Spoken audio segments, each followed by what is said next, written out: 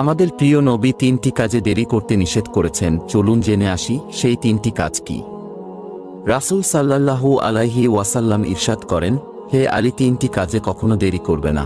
1 number, যখন ছেলে মেয়ে প্রাপ্তবয়স্ক হয়, যদি সঠিক পাত্রপাত্রী পাওয়া যায়, তাদের বিবাহের ব্যবস্থা করো। ছেলে মেয়েদের যত তাড়াতাড়ি বিবাহের ব্যবস্থা করা যাবে, ততই তারা ব্যভিচার জিনাহ থেকে বাঁচতে পারবে। রেফারেন্স: তিরমিজি মেশকাত শরীফ হাদিস। হাদিস নং 605। 2 নাম্বার, যখন নামাজের সময় হয়, সঙ্গে সঙ্গে নামাজ আদায় করা উত্তম। মহানবী সাল্লাল্লাহু আলাইহি ওয়াসাল্লাম বলেন, নামাজের প্রথম রাকাতে আল্লাহর সন্তুষ্টি এবং শেষ রাকাতে আল্লাহর ক্ষমা রয়েছে। 3 নাম্বার, জানাজার নামাজে দেরি করবে না, কেননা মৃত ব্যক্তি যদি জান্নাতি হয়, তাহলে জানাজায় দেরি করার দ্বারা জান্নাতের নিয়ামত থেকে তাকে বঞ্চিত রাখা হলো, আর যদি মৃত ব্যক্তি জাহান্নামী হয়, তাহলে তাকে জাহান্নামের শাস্তি থেকে দূরে রাখা হলো।